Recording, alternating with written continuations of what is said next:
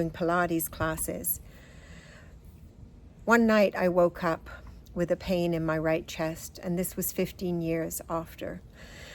It took me to the ER because the pain was so severe, and within 2 hours of being there, I had 2 doctors telling me that I had a large mass in my right lung. I was so blindsided when I called my husband to tell him. I couldn't get the words out. I was hospitalized because below the mass I developed pneumonia and I had to be treated.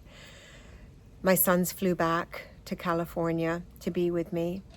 And that December, we all were just trying to support each other and learn as much as we could, Googling everything on the internet. I had a PET scan, I had a lung biopsy. It was sent for molecular testing.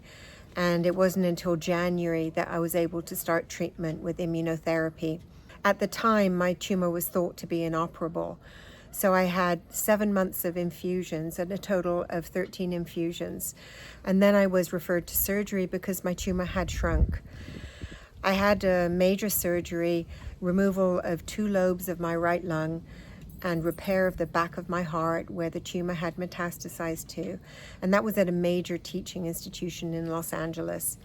I was in the ICU there for 7 days. And then when I got home, I started my pulmonary rehabilitation program. It was such a struggle just to walk upstairs or walk up a hill initially. I was so breathless. It felt like climbing Mount Everest.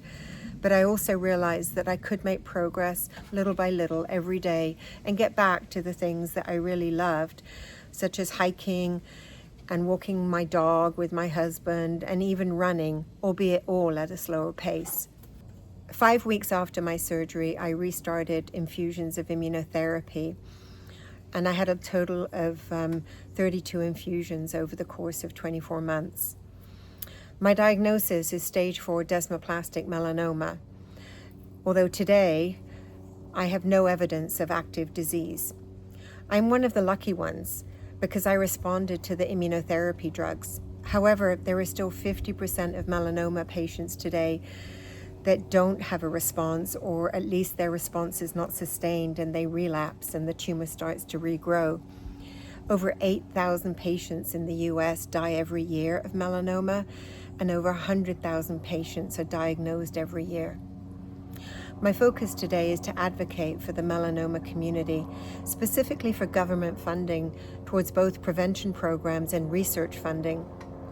Prevention programs are needed to drive awareness and education of the dangers of UV light and to promote sun-safe behavior starting in schools.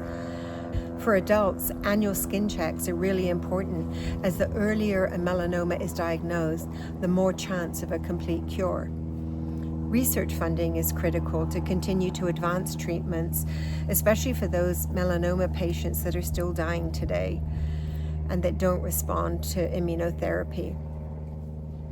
There's been huge advances with immunotherapy and other targeted therapies that have been developed, but there's still 50% of patients that die within 5 years.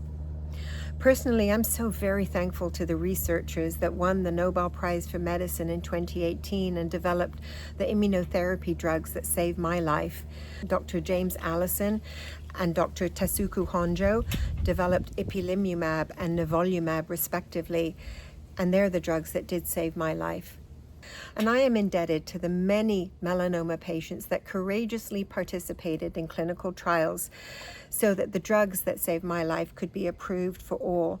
So as many other survivors and their loved ones have supported and given back to the melanoma community, this year I'm partnering with IMPACT Melanoma to run the 2024 New York Marathon, which has been a dream of mine as a runner.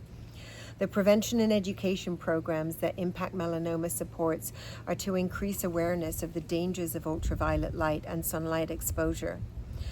The goal is to educate the broader community, thereby saving lives, and I look forward to being a part of that.